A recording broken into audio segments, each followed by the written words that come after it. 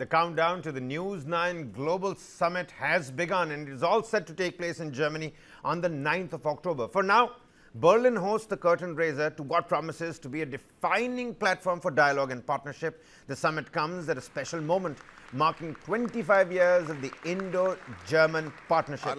At its heart is a commitment to strengthen bilateral collaboration in a world grappling with fast-changing geoeconomics and geopolitical realities.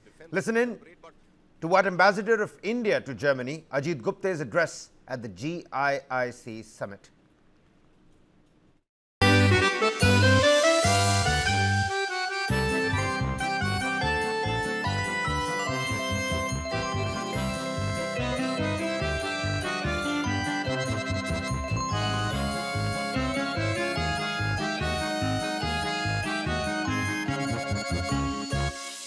Welcome to the special coverage that we are bringing to you from Berlin, the capital of Germany, just days away from the launch of the second edition of the News9 Global Summit in Stuttgart on October 9th. And in Berlin, we kickstart proceedings with the first curtain raiser that we are organizing in partnership with GIIC, that's the German-Indian Innovation Corridor, at the Germany-India Innovation Summit right here at the GIIC Convention. Let's cut across straight to the on-stage proceedings of the first curtain raiser of the News9 Global Summit. Guten Tag, Berlin. Namaste. Siddharth, I don't see you. Are you around? Van Halusa, if I can have you here. Mueller, York is also helping us put together a similar News9 Global Summit curtain raiser in Munich. With the permission of Mr. Chathaiwale and all our partners here, the News9 Global Summit is now officially launched. May I have a round of applause, please?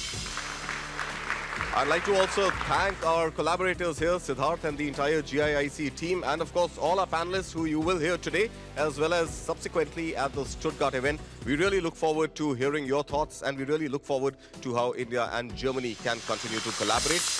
It is indeed a great pleasure and honor to be here with you today. I came here for some different reason to this country, but when I was asked to be present here, I thought that it is quite apt for me to attend this. Not because I belong to a political party, but also in my previous incarnation, I was a scientist. And I spent almost 25 years in doing some good research work, both in academics as well as in industry. So, friends, I must admit that India as a country was late in realizing its potential towards innovation. Part of it was can be blamed to our education system in past, which was confining us towards doing certain type of education which will create more employment rather than creating the employment for others. This big gap was partially overcome by 2 or 3 major policy decisions that has been taken by the current government under the Prime Minister Narendra Modi. One of it was in very early days of his administration in 2015, he has launched a big startup policy, which is called as a Startup India. It is still a document worth reading because it gives some very transformational ideas about the entire startup and innovation ecosystem. Second, as a follow-up, he almost simultaneously, he launched a very unique platform called Atal Innovation Mission. Atal is the name of our previous Prime Minister. So AIM, Atal Innovation Mission, of which I am the part since its inception, has also started a new culture of innovation and startup. Third, which is equally important, was our new education policy, which gave us a lot of flexibility and in a very tuned to the modern requirement of education of flexibility, as well as trying to change the entire system of education. So these three, and the current, just last year, the government of India has launched a massive fund, an integrated funding program for scientific innovation under the platform called ANRF, which is essentially on the basis of National Science Foundation in US, which gives an integrated funding at all levels, rather than having innovator trying to get funding from 50 different institutions and government organizations. So these 3 or 4 major innovation, major policy changes have created a new wave of startup and innovation ecosystem in India. Yeah, so you saw right on the stage of the GIIC Innovation Summit, we did the curtain raiser to the News9 Global Summit. Also at the summit, we had a chance to listen in to the Ambassador of India in Germany, Ambassador Ajit Gupte. Let's listen to what he had to say about the Germany-India collaboration. Thank you for joining us for the GIIC event today in this beautiful location and very centrally located, very historic, with the Brandenburg Gate and Adlon Hotel just next door and the Bundestag.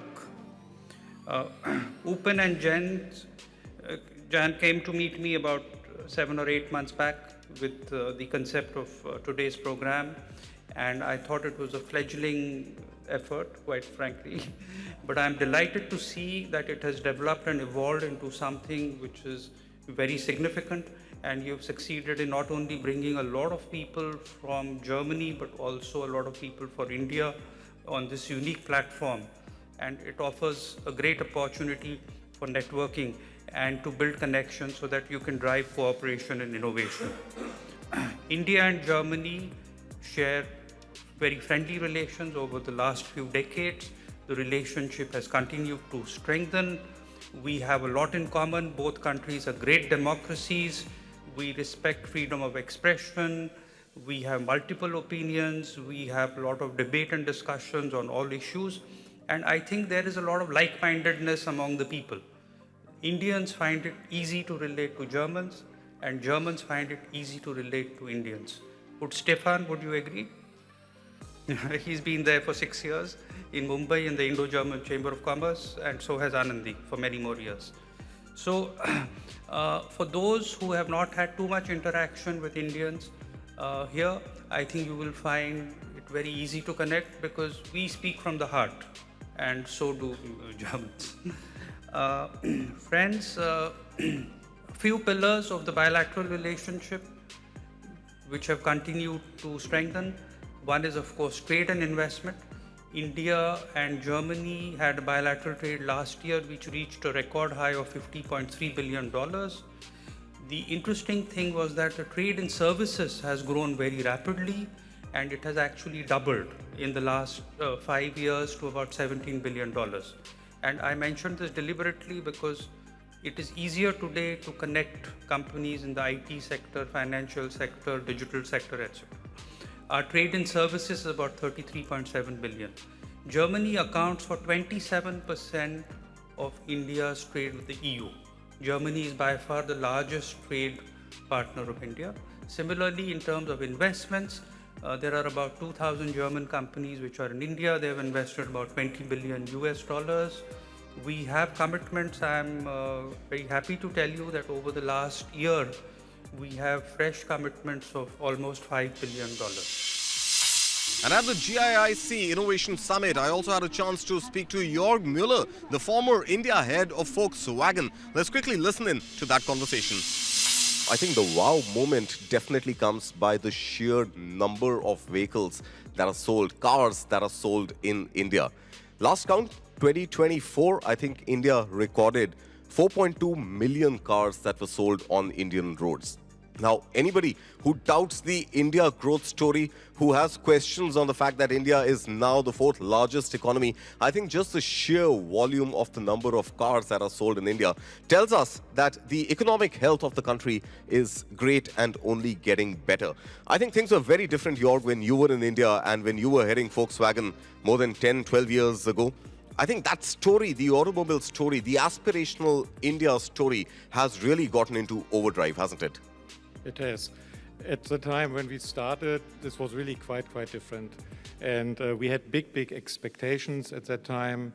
and how the market will be grow and so on, and how the success of our cars will come. What was not in that range we have expected, but it went very, very well on. So at that time, it was a good start.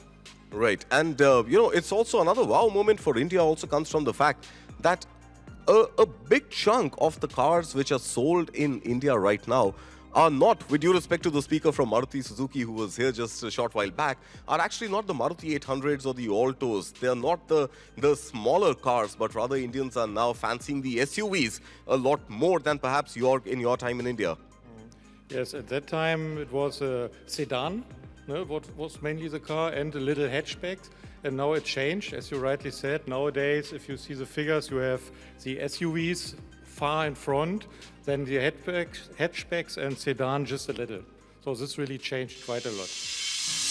And with that, we come to an end of the first curtain raiser to the News9 Global Summit. But that's not all. While this might be a sign-off from Berlin, we've got other curtain raisers planned across Germany. So on the 7th of October, don't miss our coverage. The curtain raiser to the News9 Global Summit live from Munich. And then on 8th, a conversation with the Lord Mayor of Karlsruhe. And then, of course, on the 9th of October, don't miss our extensive coverage of the News9 Global Summit in Stuttgart. With that, from all of us on the team here in Berlin, goodbye and thank you so much for watching.